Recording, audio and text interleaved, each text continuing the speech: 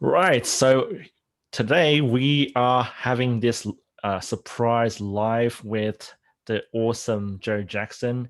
And today we'll be talking about mastering your potential. So how are you doing, Joe? How's your day been? I'm excellent. Thanks, Jack. I've had a fantastic day. How about you?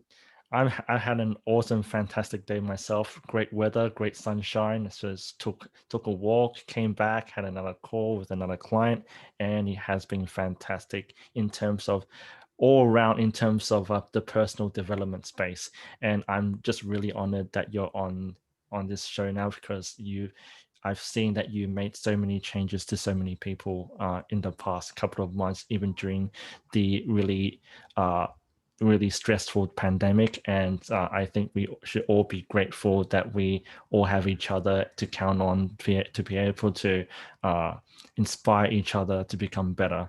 So just for the people who don't know about what you do, can you introduce a little bit about yourself in terms of like your journey in the coaching space? Sure, absolutely. I'd be happy to. Thanks for having me today. Well, I am a high performance coach. I'm not going to tell you how long I've been doing it for because I think that might give away my age. And, I like to live in a little bit of mystery. So let's just say I've been doing it for a little while, initially working majorly with corporates. I still work with corporate organizations and I work with individual professionals as well. And the formula I work on is making the 2 millimeter shift to master your potential. So I come in and I help people who know that they have more, but they can't tap into it, find Mm, exactly what it is that they have to give and help them to find the skills that they already have, hone those skills and give them additional tools to leverage more into their full capabilities. wow, that's awesome. So uh, you spoke a lot about potential in just previously, and I'm just a little curious about what you mean by potential. Like, what exactly is potential like for you as a coach? Yeah, that's a really great question. I get asked that a lot. Potential is something that is really quite personal and it's subjective depending on who you're around as well. So, for instance, if you're associating with a group of people and they behave a certain way, earn a certain amount of money, do a certain thing, what you'll do is you'll find that you'll pick up those behaviors of those people, and the potential that you seek will be to elevate within that peer group. For my perspective of potential, it's about elevating through peer groups to elevate through life. So effectively, potential is a journey. It's not a destination. You never Mm, actually master your full potential because I've never met anybody who has, because nobody really knows what potential is, and it's not mm, tangible. So mm, when I talk to people about potential, I talk about what are you willing to do to start with, and mm, what do you know your gaps are, and then mm, have you asked anybody else around you what your gaps are? And mm, that's where we start. That's where we create the foundation from of what the person thinks they're capable of. mm, And utilizing tools like a 180 and 360-degree feedback to be able to give them other people's perspectives. Now, I don't mm, know about you, Jack, but I've heard it multiple times throughout my life. And I've actually seen it on my son's report card. If mm, only she lived up to her potential, if only he lived up to his potential. Were you mm. that type of kid? For me, like it's really hard to say because like for most of my life, especially even during my university years, I don't even know what my potential is. Like I was dead bored with what I was studying. I was mostly trying to please my parents. So I it's kind of like saying like my potential sort of exists within my parents' expectations. I'm not sure whether we can sort of call that potential.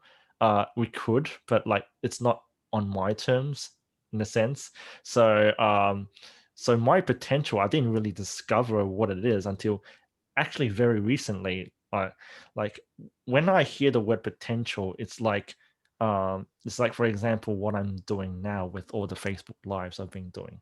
I didn't know I was a kind of person that could sort of uh, be noticed in the uh, Facebook Live sort of space. I didn't know I was that good at public speaking until I went into Toastmasters. I did my speech there, and what I realized was that what was like, wow, I can actually talk to people, and I actually enjoy it.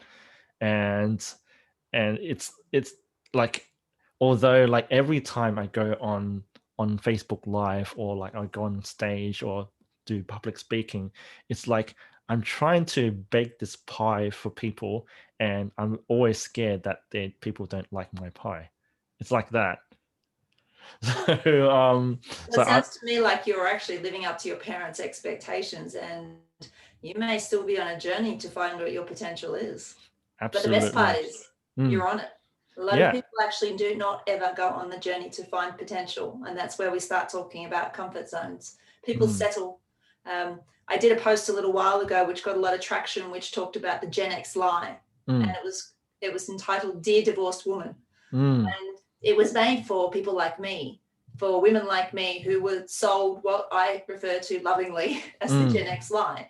It was marry a man or a woman who looks, does, acts, earns X, Y, Z, and then you'll have your 2.4 children with your white picket home, and you'll have everything you need. You'll travel overseas once a year, and then you'll come to a stage where you will retire happily.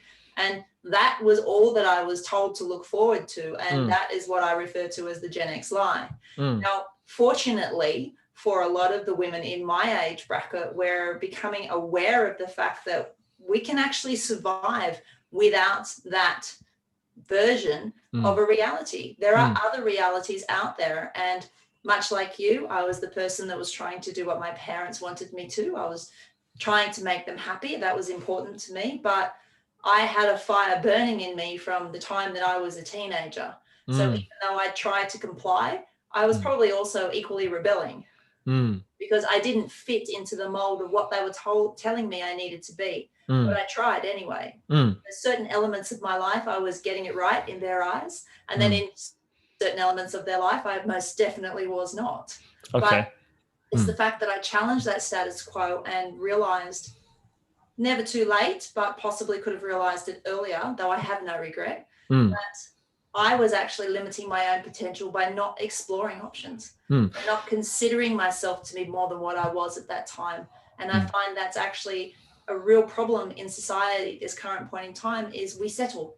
We get to a point where we're comfortable and say, you know what, this is okay. I don't mind this. I don't have to put in too much effort. Maybe I'm pushing myself a little bit, but it doesn't really hurt. I look okay. I feel okay. I earn enough money. And this is all right. So I'm just going to hang out here for a while. And before you know it, you're in your 70s, your 80s if you're lucky, you're in a nursing home, and you're sitting around with everybody else thinking, why didn't I do what Dylan Thomas suggested and rage against the night? Why didn't I do all those things? Instead of sitting here with regret thinking, man, I really miss youth. Yeah. So that's a question. It's actually a very inspiring story, and there are times where I think about it that way. But if we move back a little bit to where you were talking about rebelling against your parents, for me, it was certainly fearful to do that.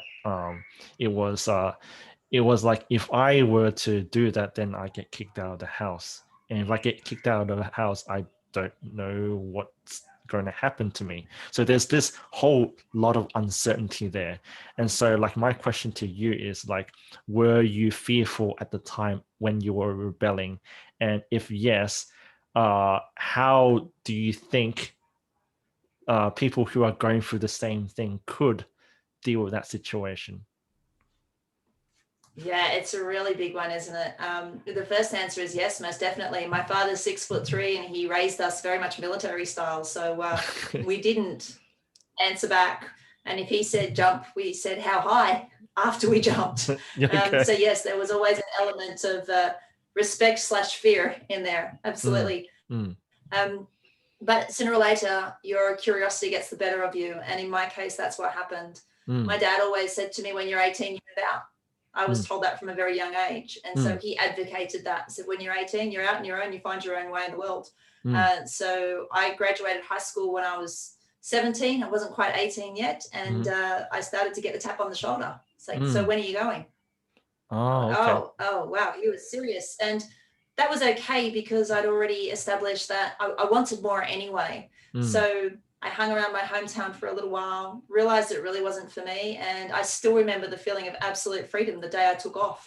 And I wasn't worried about anyone else. All I could see was what was in front of me. And the lack of knowing and the uncertainty for me was absolutely exhilarating. I was walking into this complete landscape that I'd never seen before. It didn't have a painting on it, and I was about to go and create it. So it was mutually terrifying and exhilarating. Mm. But when I did that, I wasn't once worried about what my parents thought, because that was the moment that I decided to become my own person. Mm. So for like a while, like I'm not sure exactly what age you started thinking about, like were you actually looking forward to the time when your parents give you the tap on the shoulder and let you go? Like, were you looking forward to that, or was there still fear that, okay, what's going to happen to me if I don't make it, or was there that sort of feelings there? You know what? I don't think I've ever had a doubt that I wouldn't be what I needed to be in life. That's not in my DNA, and I can see that replicated through my children, who Mm. just have this immense sense of confidence about anything that they take on. So for me, there was never a fear that I wouldn't make it. It was just be a matter of how I made it, and what I made it in, because I Mm. was very unsure of what I was going to do at that point in time. It just became an opportunity. I've never really been particularly scared of failure. Mm. But by the same token, at that age, I'd never taken a huge risk, and I didn't see leaving town with everything I owned and moving in with a bunch of strangers to be a risk. Although all my friends and family thought I was absolutely crazy, Mm. for me, it was an adventure. Mm. So you weren't really that scared. You were like, you sort of had the mindset where like, once I get to it, we'll figure it out. Is that what it was, or? I think the latest phrase for that is everything is figure outable. Okay. So you definitely had that sort of mindset at that particular time. Yeah, I go with the theory that nothing is set in concrete. What's Okay. right today may not be right tomorrow. Is that how your father raised you at the time? Like that, like Oh gosh, everything? no. No, Okay. no, it was very much here are the rules and you will not question them. Okay, then I'm just very curious. How did you figure out that you had the choice to be able to figure things out? There's a study called epigenetics, which I'm very interested in, Hmm. and it talks about how through our genetic history we pick up traits of the generations before us, not just Mm. through genetic code, but all through thoughts and beliefs. Mm. I'm very interested in that, and I've done a lot of reading on it. And Mm. I personally believe that I have had that instilled in me genetically, Mm. despite the fact that I was brought up in the way that I Mm. was. The Mm. fact that I rebelled was Mm. an indication to me that I had a conflict internally, because what I Mm. believed internally was not what I was dealing with Mm. externally in my reality. So that Mm. created for me a conflict. Mm. For some people, what they can do is that can douse their fire, Mm. and make them more vulnerable, and it can make them more docile, really, to just doing what they're told and behaving. It Mm. just stoked my fire. It just Mm. made me more determined to do what I wanted to do, not in a Mm. bad, disrespectful way, but in Mm. a way to say, you know what, this is my life. I'm going to do what I need to do with it. And it's mine to screw up, really. I have free Absolutely. will. It was given to me the day that I was Mm. born, and I Mm. plan on exerting it. Mm. So you weren't like, there wasn't any particular event other than the rebelling that sort of like something that you noticed, and there was no particular one way. Oh, that's exactly when it started, or like, you No, know. it was always just in me. I had a very, very good teacher in my middle sister. She led the way when it came to rebellion. And I think I just took a little bit of her and said, I like that. That works for me. Okay, cool. That's awesome. Like, unfortunately, I wish I had that sort of determination, but for me, it was like a really sort of it was military style, but it's more like a sort of humiliating military style where like I don't, well, if I wasn't able to meet with my parents' expectations, like you are shamed, and it's the shaming that really kept me in my place. I'm not sure if whether your father or your parents shamed you in any way when you wasn't able to meet their expectations, but for me it was really real. Mm. And it's like, if I were to disappoint my parents, to me it's like I'm not worth anything, I'm a failure. So for a very long time I lived with the belief that if I wasn't able to measure up to people's expectations, I didn't have value. And that's what kept me sort of like confined in this sort of comfort zone, because anything outside of my comfort zone sort of like devalues me. And that was a really scary reality, and it took a lot of work for me to realize that I didn't really need to live that way this whole time. It was late, but it was still, I still got out. There were people that never get out of there until like the 70s, like, oh, why the hell did I waste all that time? Why was I fearful? Why didn't I deal with it? So it all really comes back down to that story, of that narrative of why didn't I do all these things? But then, thank God that both of us got there, like in our own separate ways. And I think it's a very important mission to help other people who are also stuck to find their way out. Because for you, like, I feel like not everybody is as fortunate to have that sort of awareness at such a young age. And I think it's really important to really establish, like, if I don't have that sort of DNA to be able to get out of it from that age, what can I do to be able to realize it earlier? What if I have all this intimidation and shame and fear around me? How do I get out of there? And like, my answer to that is to be really curious, to be curious and open, like to be to notice like what people are doing. Because like the first step to really fixing a problem is to take notice of what of the fact that there is a problem. So often, like even for myself, I just don't take notice. I choose not to take notice because I was concerned about myself, of my own survival. So I always kept to myself and not notice what other people are doing. I was always playing with myself, always doing things to myself, for myself. And so I didn't really have that many friends because I was always by myself. And that was a very lonely path to take. And I didn't really have some really good role models that could get me out of there. Like, I didn't have a middle sister. I didn't really have a sibling until I moved to Australia. Because there's a China one-child policy. I'm from China, by the way. Yes. There's a one-child policy over there, so like it's really hard to really get out of there.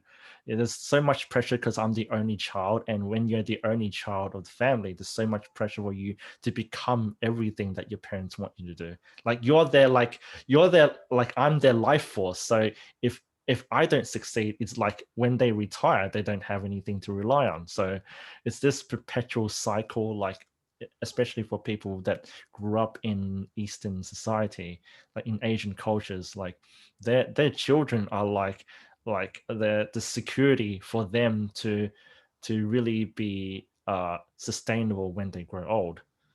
Absolutely. Absolutely. And I think there's two things we need to be mindful for in that statement, Jack. First of all, culturally, we have certain ways that we're brought up based on what our parents have learned. And there is also political implications there in your scenario, much unlike mine. However, there's one thing that I hold on to, and that is something that keeps me on the straight and narrow all the time when the negativity could possibly sink in and I could start to feel self-pity, or I could feel like, poor me, I've gone through so much. It's never been about comparing myself to anybody else and saying, oh, wow, they go through so much worse than me. I need to shape up and stop being so pathetic. It's more along the lines of being grateful for every scenario that comes into my life and for everybody else as well. One of the first things I learned off Tony Kay when I did my NLP practitioner course was everybody's doing the best they can with what they've got. And I remember I'd heard that years and years ago. I didn't like it then. I didn't like it this time either, because I was very much of the perception, and I still am, that whilst you are managing in a subconscious state, you are always doing the best you can with what you've got. But when you get to a conscious state, what you're actually doing is choosing to leverage. And when Tony made that statement to the group, he was actually saying to us, we're doing the best with what we've got. And there's no help in a coach or somebody else coming in with judgment.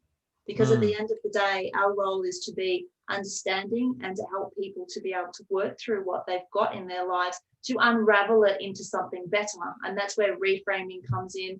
You know, I coach with Jay Shetty once a week, and he's got an amazing group called Genius. And one of the first lessons I learned from him was the lesson of gratitude.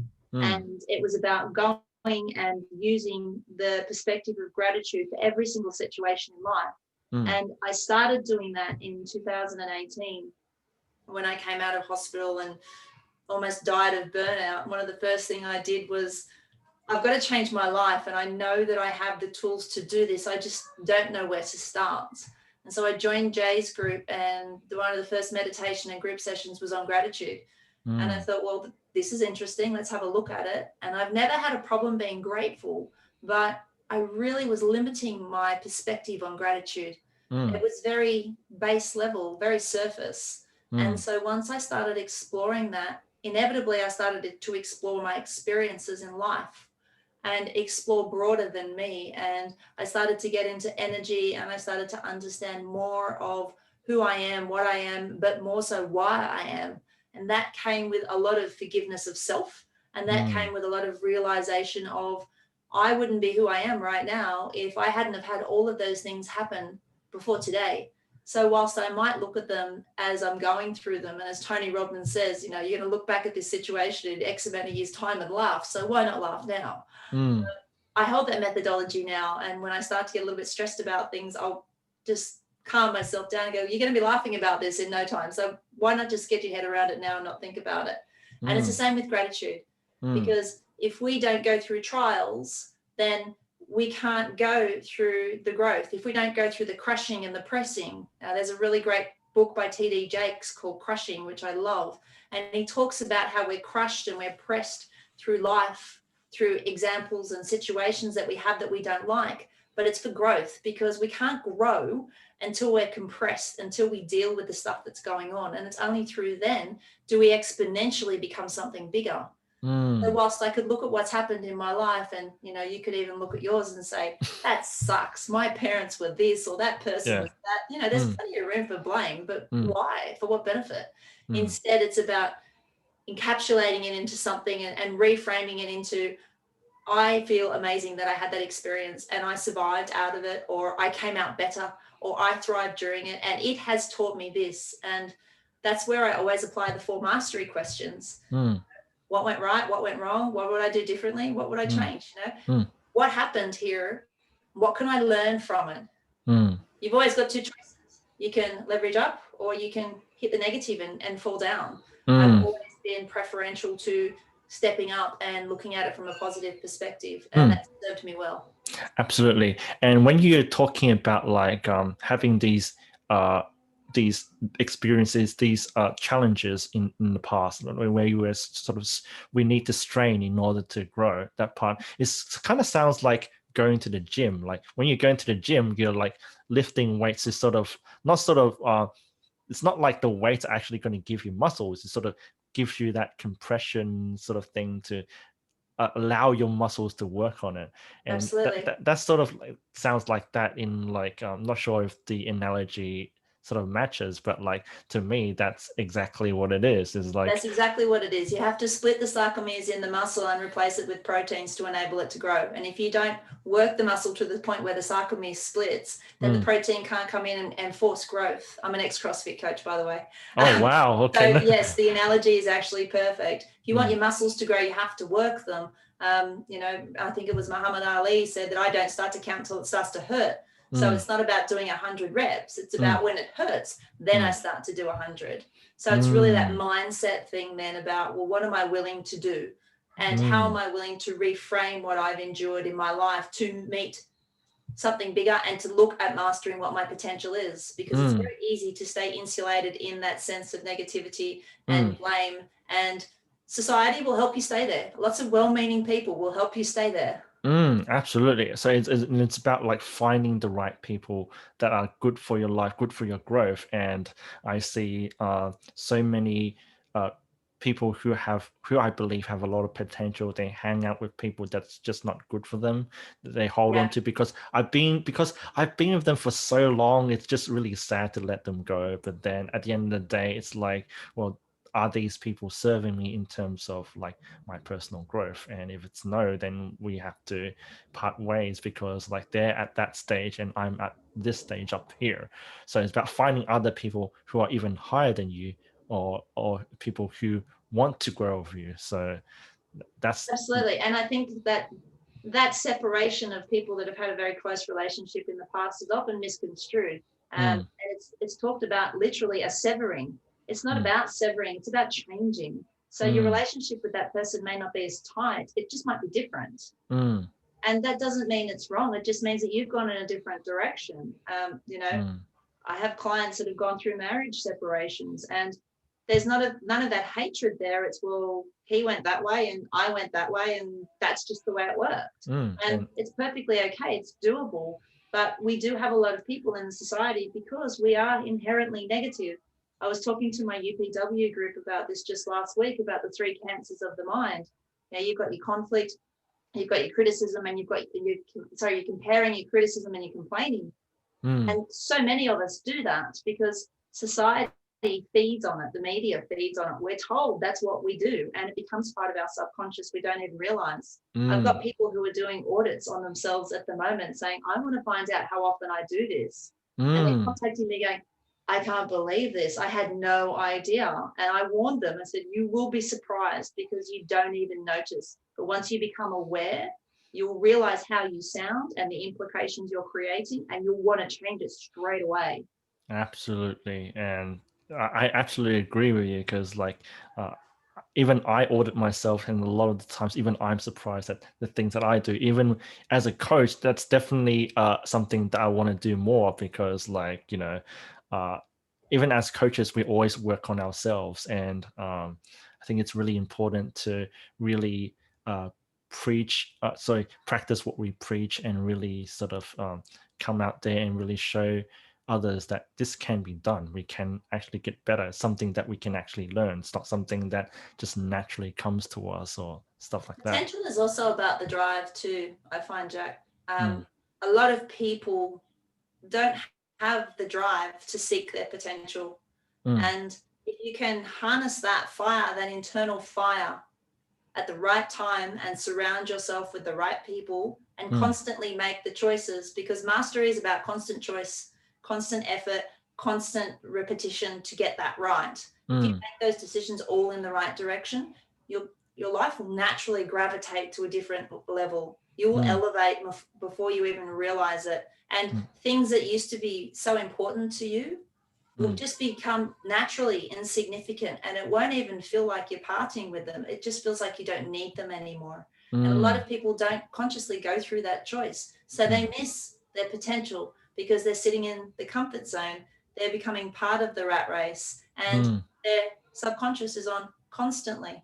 They move from one stream to the next, onto Netflix, onto YouTube, onto whatever social media platform it is. And not even considering how they utilize their time. You mentioned earlier, I put a post up the other day about attention, and about looking at attention as a resource. Well, that's actually Steve Kotler's research that he's done. Steve Kotler is an amazing guy in the US, and he has this project called the Genome Project. He works with Jason Silva, who is very interested in neuroscience and the use of psychedelics in neuroscience, and being able to expand the brain and getting into flow. And there's all these amazing things going out on the world. And if you stay in your comfort zone, you'll be comfortable. But I don't know about you, Jack, but I want to live a life of awe.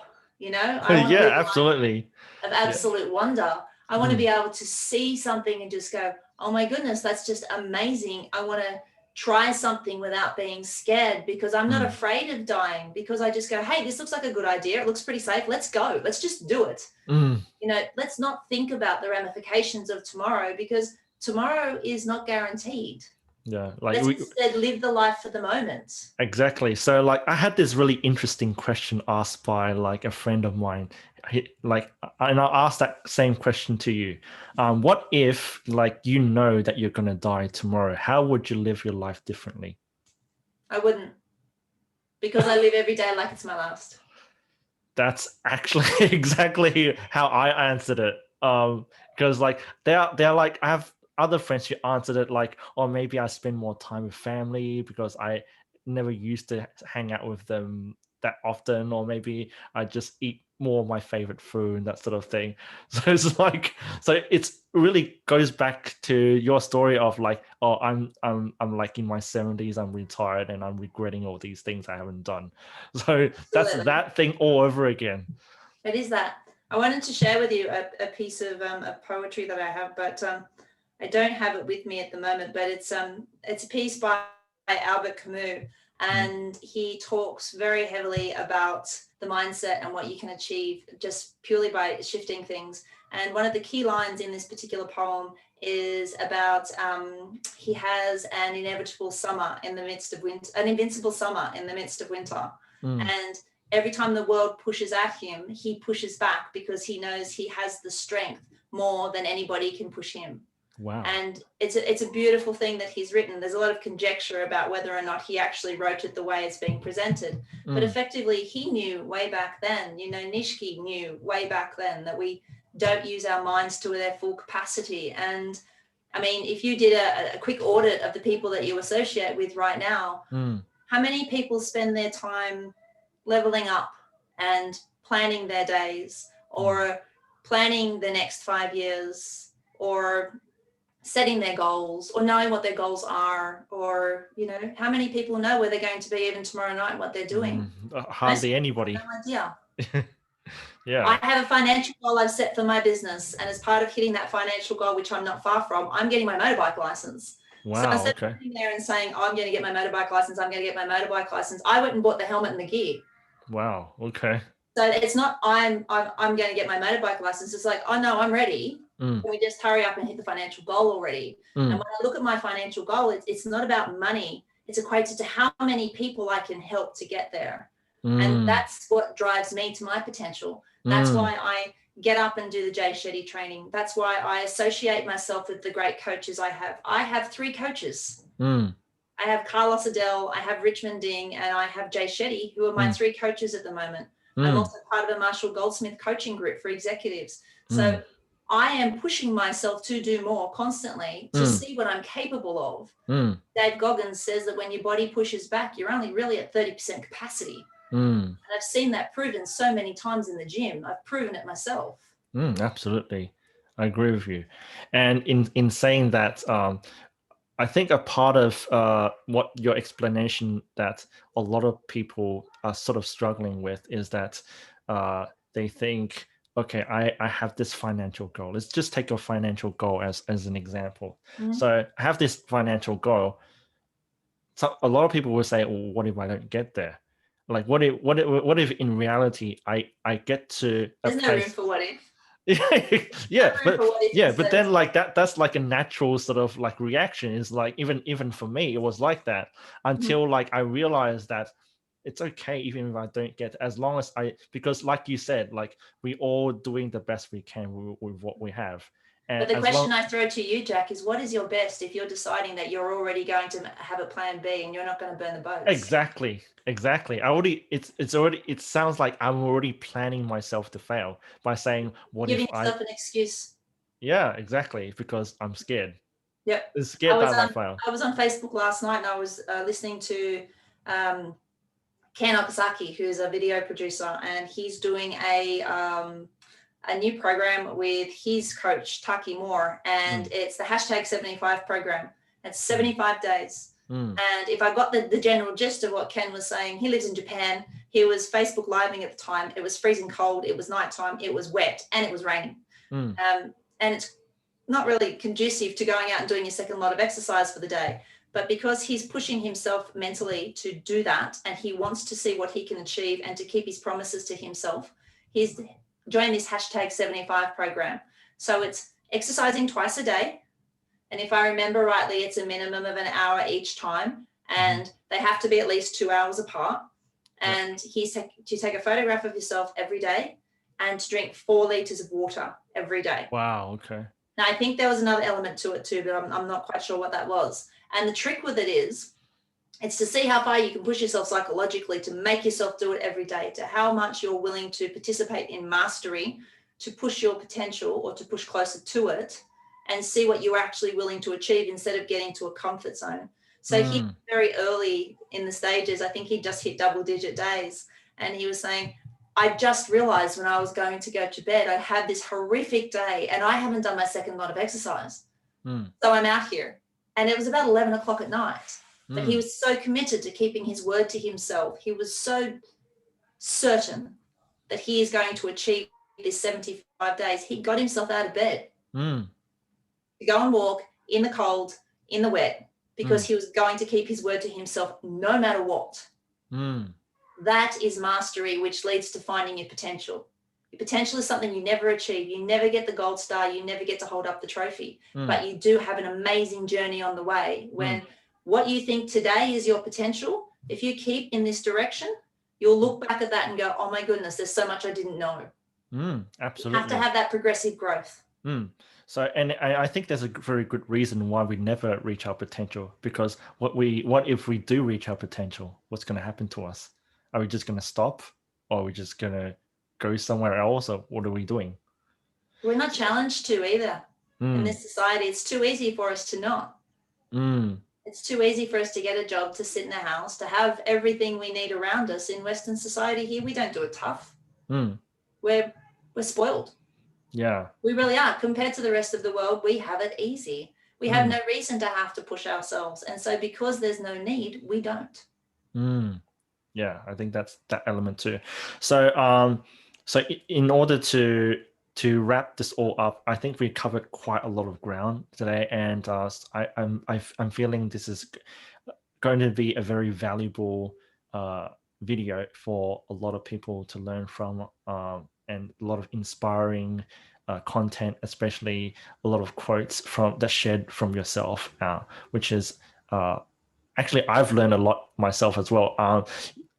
It's actually one of the most inspiring live calls I've ever done so far, and I'm eternally grateful that we have this opportunity to speak freely for the very first time. And it's like we know each other for a very long time after this talk. And before we wrap things up, I just want to really talk about the actionable steps. You talked a little bit about what we can do to really notice what our potential is, and to really push ourselves to get to that change. But like for the average person who just realized that, who just seen this video and feel so inspired and say, wow, it's actually like this. Like, but what can I do now to really to get started? Like, how do I get myself out of this rut that I've been in for the last 20, 10, 40 years, even 50 years? Like, I might be in my 60s, like, and I realize, damn, I only have so much time. What can I do now to make this lifetime that I have worth it? I'll tell you a story very briefly. Sure. There was a woman who worked super, super hard, and her life changed. And she walked out of that situation and said, I am going to do whatever it takes to make sure that I get my life back on track. And for a couple of years, she did it her way. What she didn't realize was that by doing things the way that she knew at the time, she was actually causing greater harm than good to herself and to her family. After an unexpected stint where she almost lost her life, she walked back home, and the first thing she realized was that she was going to continue this behavioral pattern unless she made an active choice to change it. The first thing that she needed to realize was that there's been mistakes that have been made, and she needed to become happy with those and realize that they were for a reason. So there was reframing. And the first thing I say to people, the reason why you are not achieving in your life is because you are anchoring yourself to the point that you're at, either consciously or subconsciously, by fear of the past or fear of the future. Neither of them are healthy for you, because nothing is guaranteed. The past is done. The second thing this person did, she evaluated where she was, what she was, and she changed everything. Changed the way she did things, got rid of things in her home that were not of use to her, looked at what she was capable of doing, started to leverage her skills, completely changed the way she looked and felt and acted towards herself first. And then, because the changes were internal, they started to become more external. But one of the first things that she did was let go of all the expectations of everybody else. All the words of encouragement, all the words of I'm so sorry, all the words of you can do better than that, or you should be, or you should try. And she went out and just decided, I'm responsible, I'm accountable, and I have all of the authority in my life. and I will make decisions that I will either live by or die by. So Wow. for anyone who's not sure what your potential is or how to find it, I'm going to give you this piece of advice. You're never going to find it if you don't look. And looking starts from within.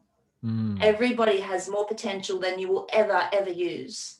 Wow. And those stories that you hear about people transcending, those stories that you hear about people being able to do things that you think are just completely mental, most of them are true.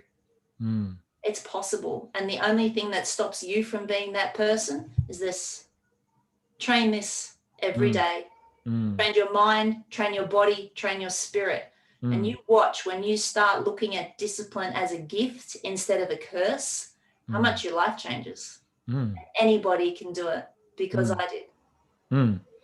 Because I did too. And your story, I absolutely resonated with, because that's exactly what I did in very recently, past 2 months. Before, like in the last 3 months ago, my room was full of stuff, a lot of clutter, a lot of stuff that I didn't need. And I actually threw away a lot of things I felt really close with for a very long time, but that no longer served me. I threw away all my video games, all my manga, all my anime, all the furniture that are just bulking up, just catching up dust. I part ways with friends that weren't serving me. I started doing things that I love to do, such as my hobbies and stuff like that. I started going to public speaking, which I'm more and more liking and stuff.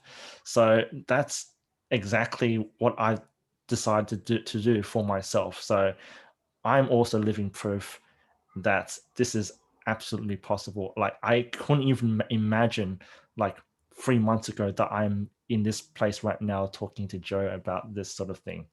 And I'm just really eternally grateful that I see myself as this person that's way more confident than he ever was before. And I would like to take this opportunity to share with all of you that not only is it possible, but it's actually what you are capable and potentially be able to do, in, like, no matter, like, no matter what external obstacles you are, like Joe said, the only obstacle is in your mind that's really keeping you where you are. So so in saying that, I would like to really thank Joe for being here with me, sharing all these really wonderful, inspiring experiences and stories. And I hope these stories and experiences inspire all of you as well. And before we head off and go on with our inspiring journey, I would like to ask Joe, if anybody has any questions about what we've discussed today, and they really want to reach out to you and ask some questions, how can they find you? Good question. Okay, so you can find me on Facebook. Jack will tag me in this video. So definitely you can find me there. Please let me know if you do connect with me on Facebook that you found me through this video, because I'd really like to know what your thoughts are about what we've spoken about today. I believe very strongly in the message that I advocate and the life that I lead, and I look to be able to promote that lifestyle and encourage others to look further than themselves. So Facebook is always a great way to get hold of me. I also have a phone number, which I won't give out. However, I will tell you that you can look me up on LinkedIn. And I'm under Joe Jackson on LinkedIn, Executive Coaching. If you go to my About section, there is a lot of information in there about the types of services I offer, including a weekly accountability group, my Master Your Potential VIP coaching group, and also one-on-one coaching with a 12-week program we are very, very proud of, called 321 Success. For anyone that's at that life stage where they just don't know who they are or what they are, this program takes you from complete cloud to complete clarity. You walk out in 12 weeks' time knowing who you are, what you stand for, what you are willing to represent, and how you're going to go about choosing the destination for the course of your life, as opposed to being a bypasser, Right. or someone who is just standing by watching everybody else do things in life. So Yeah. 321 Success Program is something that I'm very, very proud of. I work with my business partner with, and reach out. You know what? You don't have to want to participate in any of my programs to ask questions. I encourage anybody that has any questions, non-dating questions, just to clarify. Okay. Please feel free to ask any questions about high potential, about mastery coaching, or about anything that we've discussed today. Absolutely. And just to clarify for everybody out there, none of this is scripted. It is all our true and authentic words that we've spoken today. I've never spoken with Joe before this video, so everything we talked about is absolutely true and authentic and from our hearts. And I'm sure that I'm so grateful that we're able to share this with all of you once again. So once again, thank you, Joe, for joining me live on this video. Thanks, And just to let everyone know, my name is Jack, your high performance focus coach. I should have done this in the beginning. And what I do is I help people manage their resources in terms of decluttering if they are stuck in any way, shape, or form in trying to reach out to your goals. I'm the go-to person. You can find me on Facebook under Jack Sue Coaching. I'm very easy to find. I'm the guy wearing the red suit and bald head and some funny facial expression. You'll find me there very easily. Anyways, thank you guys for tuning in. I hope this is a very resourceful video for all of you, and I look forward to future episodes in the coming weeks. Bye. Thanks, Jack. Have a good night, everyone.